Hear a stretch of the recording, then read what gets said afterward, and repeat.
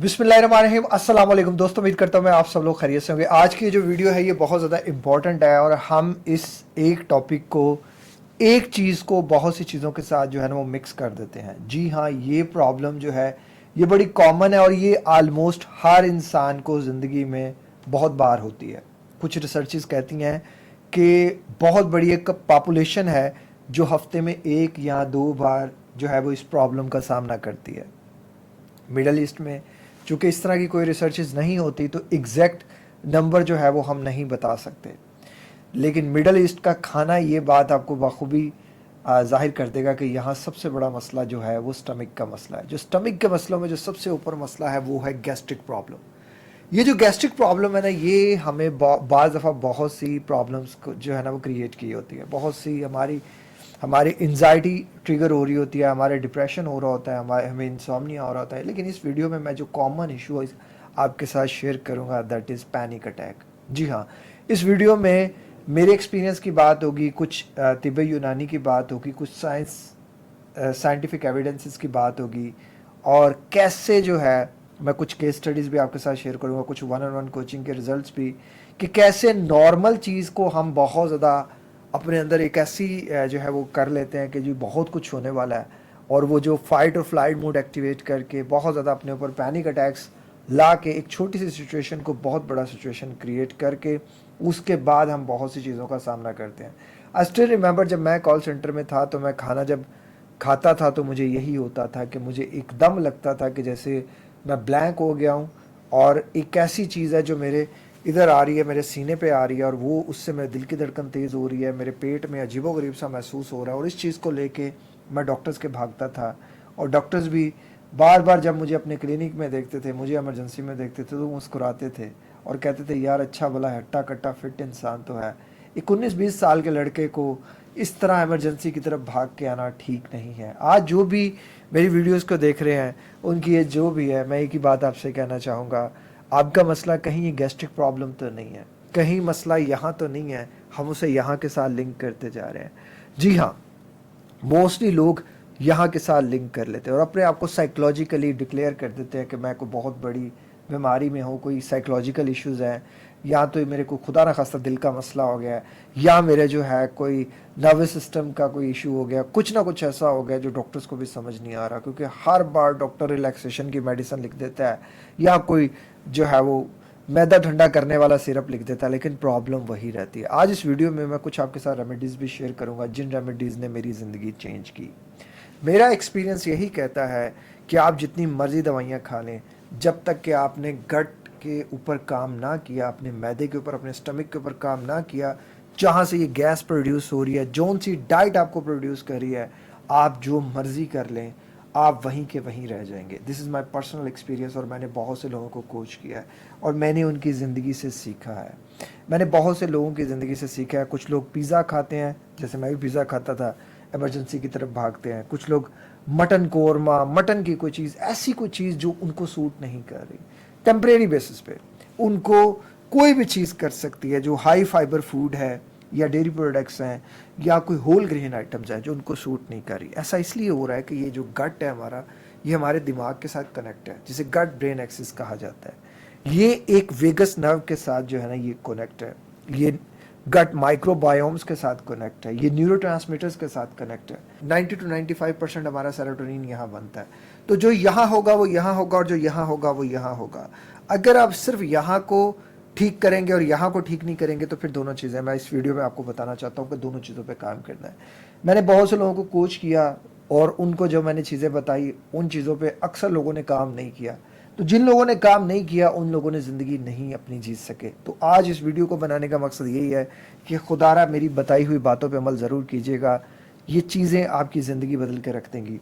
Majority में लोग आज हम देखते हैं ना तो मेडिकेशन को वो फर्स्ट प्रायोरिटी दे देते हैं, मेडिकेशन की तरफ वो जाना आसान समझते हैं, क्योंकि 2 गोलियां खाना हमारे लिए इजी होता है, एहतियात करना हमारे लिए बहुत मुश्किल होता है। गैस के चंद मैं सिम्टम आपके साथ शेयर करना चाहता हूँ कि जब आपके पेट में गैस होती है ना तो आपको ब्लोटिंग महसूस होती है, पेट का जो है वो फूला फूलापन आपको लगता है, जैसे गैस आपको रुक रुक कर आ रही है, डकार जैसे आपको रुक रुक कर आ रही है, पेट में दर्द हो सकती है, सीने में दर्द हो सकती है, वो सीने में दर्द यहाँ हो सकती है, यहाँ हो सकती है, यहाँ भी हो सकती है।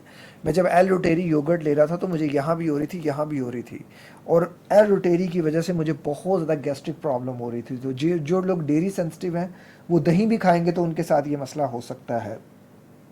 उसके बाद जो इंसान को हवा खारिज होती है वो ठीक से नहीं होती, अगर वो होती है तो वो बहुत ज़्यादा जो है वो देर से होती है और वो रुक जाती है। उसकी वजह से सीने में दर्द और दबाव होता है, दिल की धड़कन तेज़ हो जाती है, और नॉर्मली दिल की धड़कन को तेज़ देख के हम मोस्टली केसेस में यही समझते हैं कि खुदा न खास्ता हमें कोई दिल का मसला है, और जिसकी वजह से जो है वो हमारी एंजाइटी ट्रिगर हो जाती है। हम बहुत ज़्यादा एंशियस हो जाते हैं, हम यही सोचते रहते हैं कि मुझे कोई दिल का मसला हो गया है और ये कोई बहुत बड़ा मसला है, और ये आम मसला हर इंसान की समझ में आने वाला नहीं है। खुदा न खास्ता हमने बहुत बड़ी चीज़ों के साथ लिंक कर दिया होता है। अब इसके जो कॉमन कॉजेज़ हैं वो मैं कॉजेज़ आपके साथ शेयर करता हूँ। एक तो जब आप हाई फर्मेंटेबल फूड्स खाते हैं जिसमें बीन्स हैं, लेंटिल्स हैं, लेग्यूम्स हैं, और इस तरह की कुछ वेजिटेबल्स हैं, लैक्टोज इंटॉलरेंस है, ग्लूटन जो लोग सेंसिटिव होते हैं, डाइट में जो लोग फाइबर का इस्तेमाल ज़्यादा करते हैं, और कुछ फिजी ड्रिंक्स होती हैं, और बहुत से फैक्टर्स होते हैं जो ये चीज़ें काम जो है वो स्टमक में गैस पैदा कर रहे हैं। तो कुछ ऐसी मेडिसिन भी होती हैं जो गैस को कम करने के लिए हम खाते हैं तो वो उल्टा हमें जो है वो गैस ज़्यादा बनाती हैं। कुछ एंटीबायोटिक्स जो हमारे गट फ्लोरा को डिस्टर्ब कर देती हैं, कुछ पेन किलर्स एंटीबायोटिक्स के ऊपर जो है वो डॉक्टर विलियम डेविस का भी यही है कि जितने ज़्यादा आप एंटीबायोटिक्स खाएंगे तो आपके बुरे बैक्टीरिया के साथ साथ आपके गुड बैक्टीरिया को भी डैमेज करेंगे। एक मेटफॉर्मिन जो है वो डायबिटीज़ की मेडिसिन है, टाइप 2 डायबिटीज़ में ये दी जाती है। इसकी बहुत ज़्यादा स्टडीज़ हैं कि इसके बाद जो है वो लोगों को गैस्ट्रिक इश्यूज ज़्यादा होते हैं। अब ये जो चीज़ असल चीज़, एक चीज़ जो हम लोगों को कंफ्यूजिंग है ना, वो ये है कि जो लोग भी इसको माइंड के साथ रिलेटेड करते हैं, माइंड के साथ जो करते हैं ना कि जी मुझे कोई खुदा ना खास्ता दिमागी मसला हो गया, या मुझे कोई प्रॉब्लम हो गई है, मेरे अंदर कोई प्रॉब्लम चल रही है, वो क्या करते हैं फिर वो एक इस तरह को लेके साइकोलॉजिकल अपने आप को डाल लेते हैं उसमें, फिर वो डॉक्टर के पास जाते हैं तो उनको फिर एंटी डिप्रेशंस की तरफ लेके जाया जाता है। तो कुछ एंटी डिप्रेशंस जो हैं वो भी जो है वो इस तरह का कॉज करती हैं कि उनको जो है वो आपको इस तरह की गैस्ट्रिक प्रॉब्लम्स, ब्लोटिंग हो, और गैस का और पैनिक अटैक्स का बड़ा गहरा ताल्लुक है, और आपकी गैस जो है वो पैनिक अटैक्स को भी ट्रिगर कर सकती है। तो जब आपका पेट डिस्टर्ब होगा तो आपको एक अनईजी जो है वो कैफियत होगी, तो वो जो है वो आपको एक एंजाइटी सेंसिटिव बंदे को ट्रिगर हो जाएगी, और उसको जो है ना वो पैनिक अटैक्स भी ट्रिगर हो जाएंगे। फिर एक चीज़ है कि जब हमारे अंदर ना कोई चीज़ इस तरह की होती है जो हम एक्सपेक्ट नहीं कर रहे होते, तो हमारा जो माइंड है ना उसको गलत इंटरप्रेट करता है। वो कहता है कि जी मैं किसी खतरे में हूँ, वो कोई अनचाहा ख़तरा है, और ये जो ख़तरा है ये बहुत कोई ख़तरनाक चीज़ है और मुझसे ये हैंडल नहीं होगी, तो वो फाइट और फ्लाइट मूड को एक्टिवेट कर देता है, जिसकी वजह से हमारा दिल जो है वो बहुत ज़्यादा धड़कना शुरू हो जाता है, हमें जो है वो सांस लंबे आने शुरू हो जाते हैं, सांस लेने में प्रॉब्लम होती है, दिल की धड़कन जो है वो बहुत ज़्यादा तेज़ एबनॉर्मल, और उसमें जो है वो हाथ पाँव से पसीने आ जाते हैं, तो वो हमारे पैनिक स्टेट जो है ना वो एक्टिवेट हो जाती है। इस पर बहुत सी रिसर्चेज भी हैं, चंद एक मैं आपके साथ शेयर करना चाहता हूँ। इवन मेरा खुद का एक्सपीरियंस भी यही है कि मैं कुछ ऐसे फूड्स खाता था तो मुझे ये सब चीज़ें होती थी। 2021 में एक स्टडी में देखा गया कि 6000 के करीब लोगों से पूछा गया कि गैस सिम्टम जैसे गैस, ब्लोटिंग और ये चीज़ें जो हैं जब ये आपकी होती है तो क्या ये आपके मेंटल हेल्थ और इन चीज़ों पे भी असरअंदाज होती है, तो जिनमें लोगों ने कहा जी हाँ होती हैं। फिर एक 2023 में एक स्टडी हुई, इसमें एनिमल स्टडी और ह्यूमन स्टडी का डेटा जो है वो है कि जहाँ जो है ना हाइपर कार्बिक गैस CO2 ज़्यादा होने से एंजाइटी बिहेवियर जो है ना उसमें चेंज आया, मतलब उसमें जो है ना वो एंजाइटी बिहेवियर एक्टिवेट हो गया, उससे हार्ट रेट हो गया तेज़, तो ब्रीदिंग इश्यूज जो है उससे काज हुए। तो इसी तरह जिन लोगों को गैस का इशू होता है उनमें जो है वो अक्सर जो है ये चेस्ट पेन और ये चीज़ें जो है वो चेस्ट पेन की वजह से उनके जो है वो पैनिक अटैक्स ट्रिगर हो जाते हैं, और वो पैनिक अटैक्स को जो है वो आगे कोई बहुत बड़ी चीज़ों के साथ लिंक कर लेते हैं। इसके ऊपर जो है वो एक CO2 चैलेंज भी हुआ जिसमें कुछ लोगों के ऊपर ये सर्च की गई, कुछ वॉलंटियर्स या पैनिक डिसऑर्डर्स के पेशेंट को जो है वो कार्बन डाइऑक्साइड जो है वो इनहेल कराया गया, जो पैनिक्स के सिम्टम्स को जो है ना वो ट्रिगर करता, तो उनके जो पैनिक सिम्टम्स थे वो ज़्यादा हो गए। फिर एक और स्टडी में देखा गया कार्बन डाइऑक्साइड से जो है ना वो ट्विन स्टडी में देखा गया 1998 में पैनिक डिसऑर्डर्स के जो पेशेंट्स होते हैं ना उनको CO2 जो है ना एक्सपोजर में ज़्यादा रिएक्शन होता है, तो जहाँ कार्बन डाइऑक्साइड होगी वहाँ इनको ज़्यादा रिएक्शन होने के चांसेस होते हैं। तो यानी कि ज़्यादा अगर आपके अंदर गैस बनेगी तो आपको ज़्यादा जो है वो पैनिक अटैक्स आएंगे। कुछ यहाँ क्लिनिकल स्टडीज़ भी हैं। कुछ पेशेंट्स रिपोर्ट करते हैं कि मेटफॉर्मिन जो कि टाइप 2 डायबिटीज़ लेने के जो मेडिसिन है लेने के बाद जो है ना पेट में गैस, बारीपन जो है वो होने लगा और नर्वसनेस या हार्ट फ्लटर टाइप जो है ना फील होती है। और ये कोई अनकॉमन बात नहीं है मेडिकल लिटरेट में मेटफॉर्मिन कि ये साइड इफ़ेक्ट्स जो है ना वो लिखे हुए हैं, क्योंकि गैस और ब्लोटिंग जो है ना ये करती है। फिर डॉक्टर विलियम डेविस जो है जो कहते हैं कि एंटीबायोटिक्स के यूजेज से जो है कि आपके हमारे जो गट माइक्रोबायोम्स होते हैं वो डिस्टर्ब हो जाते हैं, तो जिससे जो है वो गैस और ब्लोटिंग और फिर एंजाइटी सिस्टम जो है वो ट्रिगर होते हैं। तो इसके ऊपर जो है वो मुख्तलिफ चीज़ें हैं, मुख्तलिफ बातें हैं। अब इसको रोकना कैसे है, या किन लोगों को ये होने का ज़्यादा ख़तरा है या किन लोगों को होने का ज़्यादा चांस है। पहली चीज़ तो ये कि आपने अंडरस्टैंड करना है कि आपको कोई भी इस तरह की प्रॉब्लम हो रही है तो आप अपने डॉक्टर से लाजमन मशवरा करें, और फिर उसके साथ साथ जो है ना वो रेमेडीज़ का भी इस्तेमाल लाजमन करें। मेडिकेशंस की तरफ एकदम ना जाएं, लेकिन रेमेडीज़ जो है ना ये आपको ज़्यादा फ़ायदा दे सकती हैं। अच्छा, तिब्बे यूनानी जो है वो यहाँ ये कहती है कि जिन लोगों का मिजाज जो है ना वो बलगमी होता है, उन लोगों को ये जो है ना प्रॉब्लम होने के चांस ज़्यादा होते हैं। ये लोगों की डाइजेशन जनरली स्लो होती है, ठंडक और नमी की वजह से पेट में जो है ना वो खाना रुक जाता है और जल्दी डाइजेस्ट नहीं होता। फर्मेंटेशन सड़न यानी कि जो होती है वो ज़्यादा हो जाती है, तो जो गैस है ब्लोटिंग का सबब बनती है। इन लोगों को ठंडी चीज़ें, राइस, रोटी, ऑयली फ्राइड फूड ज़्यादा नुकसान करते हैं। फिर आता है ठंडा और खुश्क मिजाज। ये मिजाज के लोगों को डाइजेस्टिव फायर हरारत कम हो जाती है। ज़्यादा ड्राई रफ फूड जैसे पल्सिस, बीन्स, बाजरा, चने जो है ना कंज्यूम करते हैं तो गैस बनती है। इनको कॉन्स्टिपेशन भी ज़्यादा होती है। मॉडर्न साइंस कहती है जिन लोगों का मेटाबॉलिज्म जो है वो स्लो हो जाता है तो उन लोगों में जो है ना बैक्टीरिया फॉर्मेटेशन ज़्यादा होती है, तो ज़्यादा गैस बनती है। जिन लोगों के गट में जो है वो गट इम्बैलेंस हो जाता है, IBS हो जाता है, कॉन्स्टिपेशन की टेंडेंसी ज़्यादा होती है, उनको गैस ज़्यादा बनती है। जिन लोगों में डेयरी इंटॉलरेंस होती है या ग्लूटेन इंटॉलरेंस होती है, उन लोगों को लैक्टोज और सीलियक डिजीज़ में आता है कि उनकी वजह से जो है ना उनको गैस ज़्यादा बहुत ज़्यादा बनती है। अच्छा, कुछ चीज़ें मैं आपको बताने लगा हूँ कि जो गैस ज़्यादा बनाती हैं, तो आपने इनमें से सारी चीज़ों में से जो सी चीज़ें आपको सूट करती हैं वो कर लें इस्तेमाल, और जो सी नहीं करती वो ना करें। टेम्परेरी तौर पे उनको कुछ देर के लिए बंद करके देख लें। लेकिन आपने सबसे पहले अपनी डाइट की ना एक डाइट बुक ज़रूर करनी है। कुछ दालें और बीन्स हैं जो कि आपकी गैस को ज़्यादा कर सकते हैं, जिनमें राजमा, लोबिया, चना जो है, मसूर की दाल, मटर, और इस तरह जो है ना आगे कुछ सब्जियां हैं जिनमें हाई फाइबर होता है, गोभी, बंद गोभी, ब्रोकली, और स्प्राउट्स भी होते हैं कुछ, प्याज, लहसुन और आलू भी जो है वो ज़्यादा गैस करता है। डेयरी प्रोडक्ट्स में दूध, पनीर, चीज़, आइसक्रीम, और जो लोग लैक्टोज इंटॉलरेंस होते हैं तो उनको ये गैस और ब्लोटिंग ज़्यादा होने के चांस होते हैं। होल ग्रेन में गंदम, जवार, बाजरा, ओट्स, और इनमें चूँकि फ़ाइबर ज़्यादा होता है तो ये फर्मेंटेशन ज़्यादा करता है। फिर आती है फ्रूट्स जैसे सेब, एप्पल, आम, तरबूज, केला, नाशपाती, इनमें जो है वो फ्रक्टोज ज़्यादा होते हैं तो जो गैस ज़्यादा बनाते हैं। फिर शुगरी फूड और process food, cold drinks, carbonated जो ड्रिंक्स होती हैं, च्युइंगम, आर्टिफिशियल स्वीटनर्स, ये स्टमक में हवा भरते हैं। फिर तेज़ मिर्च मसाले वाली चीज़ें और फ्राइड आइटम्स, और उसमें जो है वो डीप फ्राइड आइटम जो हुई होती हैं वो, और ये सारी जो हैं ये गैस ज़्यादा बनाती हैं। अब इन सारी चीज़ों के बाद आपने कुछ बातों को अमल रखना है कि ये सारी चीज़ों के लिए आपने एक डाइट बुक मेंटेन करनी है। ये नहीं कि आप अपनी ज़िंदगी से ये चीज़ें निकाल दें। आप टेम्परेरी तौर पे इन चीज़ों को थोड़ा कम कर लें, ये मेरा पर्सनल एक्सपीरियंस, थोड़ा कम कर लें, और फिर आहिस्ता आहिस्ता जो है ना पहले अपने गट हेल्थ को ठीक करें, फिर आहिस्ता आहिस्ता इन चीज़ों को दोबारा अपनी लाइफ में ले आएँ।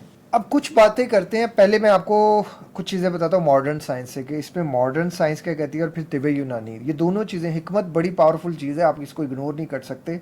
और मैं खुद भी जो है मैं समझता हूँ कि मुझे हिकमत ने बहुत ज़्यादा जो है ना इस मेरे मसले को हल कर दिया है। तो मैं कुछ आपके साथ रेमेडीज़ शेयर करने वाला हूँ, ये आपको बहुत ज़्यादा आसान लगेंगी और ये हल कर देंगी आपके बहुत से मसलों को। अच्छा, पहले बात करते हैं जो साइंस कहती है कि गैस बनाने वाले फूड को कम कर दें, जिसमें बनाना, चने, दालें, ब्रोकली, गोभी, सोडा, दूध। अगर लैक्टोज इंटॉलरेंस है तो प्रोबायोटिक्स, दही, कीफर, और जो है इनका इस्तेमाल ज़्यादा करें। गट बैक्टीरिया को ज़्यादा करने का, ये गुड बैक्टीरिया को ज़्यादा करने में काम आएगी। शुगर और प्रोसेस फूड से अवॉइड करें, ज़्यादा नहीं खाएं, इनसे अवॉइड करें, बल्कि मैं तो कहता हूँ इनको अपनी ज़िंदगी से ही निकाल दें। ईटिंग हैबिट्स जो है वो स्लो करें, अपना जल्दी जल्दी नहीं खाएं, थोड़ा स्लो चबा कर खाएं, खाना अच्छा चबा कर खाएं, 30 से 32 दफ़ा चबाएं, और कार्बोनेटेड ड्रिंक्स जो है ना ये बिल्कुल बंद कर दें। लाइफस्टाइल में जो मॉडर्न साइंस कहती है रोज़ाना 20 to 30 मिनट्स वॉक करें, कॉन्स्टिपेशन का इलाज करें, ज़्यादा पानी पिए, फल सब्जियाँ खाएँ, फाइबर और जो है ना वो ज़्यादा इंटेक करें अगर आपको कॉन्स्टिपेशन है। स्ट्रेस और एंजाइटी को कंट्रोल करें, और जो है स्ट्रेस से गैस बनती है और आईबीएस ट्रिगर होता है, तो इन दोनों का जो है वो बड़ा गहरा ताल्लुक है।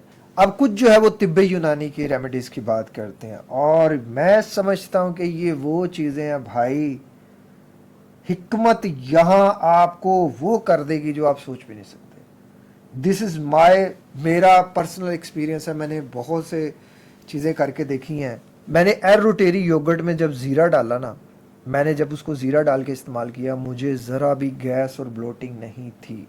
दोपहर के टाइम मैंने ज़ीरा उसमें किया, हल्का सा उसमें ज़ीरा, हल्का सा काला नमक और थोड़ा सा पानी डाल के इस्तेमाल किया, उसने ज़बरदस्त, नहीं तो मुझे वो बहुत ज़्यादा गैस ब्लोटिंग कर रहा था। तो जो हाजमे को मजबूत करने वाली चीज़ है, नंबर 1 ज़ीरा, अजवाइन, सौंफ, अदरक, कलवंजी, ये सारी चीज़ें जो है ना ये आप वैसे भी इस्तेमाल कर सकते हैं, या पानी में डालकर इनका कहवा बनाकर इस्तेमाल कर लें हर खाने के बाद, ये बहुत ज़्यादा बेनिफिटेड चीज़ें हैं। ये अब बलगमी और सुदावी मिजाज के लिए है। ये इन दोनों मिजाज में क्या करना है कि दूध, दही, आलू, चावल, बेकरी आइटम्स, फ्राइड और ठंडी चीज़ें अवॉइड करें। इस मिजाज के लिए गर्म तबीयत का मसला और खाना बेहतरीन है। अदरक, लहसुन, काली मिर्च और लौंग। आपने अपने मिजाज का सबसे पहले पता करना है, वो यूट्यूब पे बड़ी वीडियोज़ हैं, वो आपको बता देंगे कि आपका क्या मिजाज है। फिर आती है दामवी और सफरावी मिजाज। अब इस मिजाज में है कि स्पाइसी और ज़्यादा ऑयली खाना अवॉइड करें, जो कि बॉडी की गर्मी को और बढ़ाता है और इनडाइजेशन देता है। लेमन वाटर, पुदीना और धनिया उनके लिए अच्छा है इस मिजाज के लिए। अब इनका लाइफस्टाइल क्या है, क्या आपको जो है ये तिब्बे यूनानी जो है वो हिकमत जो है वो क्या लाइफस्टाइल बताती है? खाना जल्दी जल्दी ना खाएं, आराम से खाएं, खाने के फ़ौरन बाद ना सोएं, ना लेटें, वजू के अंदाज में बैठें। इससे बैठने से जो है ना वो खाना भी इम्प्रूव होता है और जल्दी हजम होता है। अब कुछ चीज़ें हैं जिसको साइंस और जो है ना ये साइंस भी जो है वो इनको सेकंड करती है कि अगर आप ये चीज़ें अपनी डाइट में करते हैं तो आपका गैस्ट्रिक का बहुत बड़ा इशू रिजॉल्व हो सकता है। उसमें जो नंबर 1 चीज़ है वो है अदरक, और अदरक का कहवा मैं दिन में कम से कम 4 से 5 बार पीता हूँ, और ये मेरे लिए इतनी ज़बरदस्त चीज़ है कि ये गैस और ब्लोटिंग को ख़त्म करता है। फिर उसके बाद आती है पेपरमेंट, पुदीना। पुदीना जो होता है ना ये ब्लोटिंग और आईबीएस में बहुत मददगार है। इसको आप थोड़ा सा खाने से पहले खा लें, या थोड़ा खाने के साथ खा लें, या थोड़ा खाने के बाद खा लें, ये बहुत बेस्ट चीज़ है। एक चीज़ आती है सौंफ। सौंफ भी गैस को रिड्यूस करती है। अगर आप खाने के साथ थोड़ी सी सौंफ खा लेते हैं ना तो ये बहुत फ़ायदेमंद है आपको खाने के बाद। लेकिन लोग यहाँ गलती करते हैं, सौंफ में चीनी डाल देते हैं। चीनी नहीं खानी, आपने सिंपल सौंफ खाएं, सौंफ बहुत ज़्यादा बेनिफिट करती है। और एक चटनी जो मेरे एक्सपीरियंस से मेरी जिसने बहुत ज़्यादा हेल्प की, और मैं जब मेरा खाना डाइजेस्ट नहीं होता था तो मैं हर खाने के साथ खाता था, वो क्या है, उसमें धनिया, पुदीना, अनारदाना, काला नमक, ज़ीरा, सब्ज़ मिर्च, इन सबको डाल लें, इनको अच्छी तरह जो है वो घोट लें, ग्राइंड कर लें, या जिस तरह भी करना है। इसकी एक इतना सा पेस्ट बना लें, दोपहर के खाने के साथ और रात के खाने के साथ खाएं। आपका खाना फ़ौरन डाइजेस्ट कर देगी, और जो गैस और ब्लोटिंग जो है ना वो आपको बहुत कम महसूस होगा। इसे आप दही में भी डाल सकते हैं, जिन लोगों को दही से मसला है तो वो दही में ना डालें। दही में वो अगर डालना चाहें तो वो ज़ीरा और धनिया पुदीना डाल के और सब्ज़ मिर्च डाल के बना के खा लें, वो भी बड़ी ज़्यादा फ़ायदेमंद है। मेरी एक बात याद रखिएगा, आपने खाना खाने के बाद चंद कदम लाजमन चलना है। ये मेरा लाइफ टाइम एक्सपीरियंस रहा कि जब मेरा स्टमक बहुत ज़्यादा सेंसिटिव हो गया था, मैं कुछ भी खाता था ना, कुछ भी खाता था, इवन मैं पानी भी पीता था तो मुझे पेट में गुड़गुड़ की आवाज़ें आती थी। तो मैं थोड़ी वॉक करना शुरू हुआ। जब आप थोड़ा थोड़ा चलना शुरू होंगे ना तो आपका स्टमक स्ट्रॉन्ग होना शुरू होगा। थोड़ा थोड़ा चलना लाजमन शुरू करें। चीनी छोड़ दें, फास्ट फूड छोड़ दें, फ्राइड आइटम छोड़ दें, कोल्ड ड्रिंक्स छोड़ दें, स्मोकिंग छोड़ दें, वॉक की रूटीन बना लें, पॉजिटिव सोचें। ये जो पॉजिटिव सोचना है ये बड़ा ज़रूरी है। अब जिन लोगों को पैनिक अटैक्स आ रहे हैं, उन्होंने सबसे पहले अपने आप को पैनिक सिचुएशन को कंट्रोल करने की कोशिश करनी है। उस टाइम पे फाइट और फ्लाइट मूड एक्टिवेट होता है आपको, तो आपका सिंपैथेटिक नर्वस सिस्टम हो रहा होता है, रेस्ट और डाइजेस्ट हालत में नहीं आप होते, इसलिए स्टमक जो है वो बटरफ्लाई वाली कैफियत में आया होता है। तो उस टाइम पे आपने खुद को रिलैक्स करने की कोशिश करनी है। लॉन्ग ब्रीदिंग करें, डीप ब्रीदिंग करें, विजुलाइज करें, आंखें बंद करके मुस्कुराएं, आंखें बंद करके खुद को रिलैक्स करने की कोशिश करें। उस टाइम पे कुछ बैकवर्ड काउंटिंग करें, लंबा सजदा करें। मेरी इस वीडियो पे, इस टॉपिक पे वीडियो बनी हुई है और इन डिटेल बनी हुई है। आपने बस इन शॉर्ट ये करना है कि आपने अपने आप को पॉजिटिव करना है, और उस टाइम पे आपने उसका पार्ट नहीं बनना उस थॉट प्रोसेस का कि जिसमें ये आ रहा है कि यार पता नहीं क्या होने वाला है और वो बहुत बुरा होने वाला है, और वो जो बहुत बुरा होने वाला है वो मुझे समझ नहीं आएगा, मैं उसको समझ नहीं कर पा रहा। उसकी वजह से आपकी स्टमक की पीएच ज़्यादा हो जाएगी, आपका स्टमक जो है वो ज़्यादा एसिडिक हो जाएगा। ज़्यादा एसिडिक मतलब ज़्यादा गैस बनाएगा, ज़्यादा तेज़ आ जाएगा, उसकी जो चीज़ें हैं वो ज़्यादा हो जाएंगी। तो उसको कंट्रोल करने के लिए आपने अपने आप को नॉर्मलाइज करना है, अपने पैरासिम्पैथेटिक नर्वस सिस्टम को एक्टिवेट करना है, रेस्ट और डाइजेस्ट हालत को ठीक करना है, अपने आप को उस मुकाम पर लेकर आना है कि ये जो कुछ भी है ये अंडर कंट्रोल कैफियत है। आपने अपने आप को यही बताना है कि ये 5-10-15 मिनट की कैफियत है, यूं यूं यूं ठीक हो जाएगी, यूं ठीक हो जाएगी, मैं इसे यूं ठीक कर लूँगा, मैं यूं इसे यूं बदल लूँगा। जितना ज़्यादा आप अपने आप को ये बताते रहेंगे, आपका दिमाग इससे कंट्रोल कर लेगा। और हमारा दिमाग बहुत ज़्यादा स्मार्ट है, हमारे स्टमक को ये भी डिस्टर्ब कर सकता है और हमारा स्टमक इसे भी डिस्टर्ब कर सकता है। मोस्ट ऑफ द टाइम लोग अपनी रूटीन्स की वजह से अपने स्टमक को ख़राब कर लेते हैं, और स्टमक ख़राब होने की वजह से फिर उनको बहुत सी एंजाइटीज़ आती हैं, बहुत से जो है ना वो प्रॉब्लम्स आते हैं, सोशली फियर आ जाते हैं, पैनिक अटैक्स का सामना होता है। तो सबसे पहले अपने स्टमक पे काम करें, साथ साथ अपनी ब्रेन प्रोग्रामिंग करें। आप देखें आपकी ये दोनों मसले मसाइल हल हो सकते हैं। मैं अगेन कहूँगा, किसी भी चीज़ को इस्तेमाल करें यकीन के साथ इस्तेमाल करें। आप फर्स्ट प्रायोरिटी पे कभी भी मेडिकेशंस ना रखें, आप रेगुलर चेकअप करवाएं, डॉक्टर के पास ज़रूर जाएं, लेकिन कोशिश यही करें कि आप सबसे पहले होम रेमेडीज़ की तरफ आएँ। वो काम करें जिनका कोई नुकसान नहीं है, वो काम करें जिनकी कोई एडिक्शन नहीं है। आप अपनी छोटी सी आदत चेंज करके बहुत बड़ी चीज़ें चेंज कर सकते हैं। मैंने सिर्फ एक आदत, खाना स्लो कर दिया, थोड़ा कर दिया, थोड़ा सा मुराद ये जितने मुझे न्यूट्रिएंट्स चाहिए, जितने मेरी बॉडी को न्यूट्रिएंट्स चाहिए मुझे पता है, मेरी जितनी एक्टिविटी है उतनी मुझे कैलोरीज चाहिए। आपको पता है आपको कितनी कैलोरीज चाहिए, वो कैसे निकालनी है आपने, उस पर मेरी वीडियो बनी हुई है। आप सिंपली जो है ना वो गूगल पे जाएं, आप अपनी एज टाइप करें, आप अपना वेट टाइप करें, आप जो है वो अपना पूरा डेली एक्टिविटीज़ बताएं, वो आपको बता देगा कि आपको रफ कितनी कैलोरीज चाहिए। उतनी कैलोरीज का एक कैलेंडर बना लें, चार्ट बना लें, उतनी कैलोरीज आप लेना शुरू कर दें। उन कैलोरीज में कार्बोहाइड्रेट्स भी हों, हेल्दी कार्बोहाइड्रेट्स हों, प्रोटीन हो, और जो है वो फैट्स हों, और सारे जो है वो माइक्रो न्यूट्रिएंट्स हो, मैक्रो न्यूट्रिएंट्स भी और माइक्रो न्यूट्रिएंट्स भी हो, मतलब वाइटामिन भी हो, मिनरल्स भी हो, ये सारी चीज़ें हों, और पानी भी हो। डिहाइड्रेशन नहीं होनी चाहिए, डिहाइड्रेशन भी स्टमक ख़राब करती है। ये वो चीज़ें हैं जो आपकी ज़िंदगी बदल सकते हैं, इनकी कीमत कुछ भी नहीं है, आपने कीमत अदा करनी है। अच्छी सेहत की कीमत आपसे शुरू, आप पे ख़त्म है। अब अपनी आदत चेंज कर लें, यकीन करें ज़िंदगी बहुत बदल जाएगी, बहुत सी चीज़ें चेंज हो जाएगी। आई होप सो कि ये वीडियो आपकी काफ़ी ज़्यादा हेल्प करेगी। आप जिन लोगों को भी गैस्ट्रिक इश्यूज़ हैं, अगर ये चीज़ें कर लें, आप जो चीज़ें आपको कर रही हैं उनको कुछ देर छोड़ दें, फिर दोबारा उनको थोड़ा थोड़ा करके अपनी ज़िंदगी में ले आएँ, लेकिन एक्टिवेट हों। एक्टिव का मतलब ये नहीं है कि आप 1 घंटा वॉक कर लें या 10, साइंस तो कहती है 30 मिनट वॉक कर लें, ये कर लें, नहीं। मेरा एक्सपीरियंस ये कहता है कि कम से कम 1 घंटा वॉक, कम से कम 1 घंटा जिम, और थ्रू आउट पूरा दिन हमें एक्टिवेट रहना पड़ेगा। जिन लोगों में अल्लाह ने एनर्जी ज़्यादा रखी है, ज़्यादा एनर्जी मतलब ज़्यादा एंजाइटी। इस तरह की मोटिवेशनल वीडियोस को देखने के लिए इस चैनल को सब्सक्राइब कर लीजिएगा। अपना ख्याल रखिएगा। एक और ज़िंदगी के नाम के हॉस्पिटल में दुआ कर दीजिएगा। अस्सलाम वालेकुम, अल्लाह हाफिज़।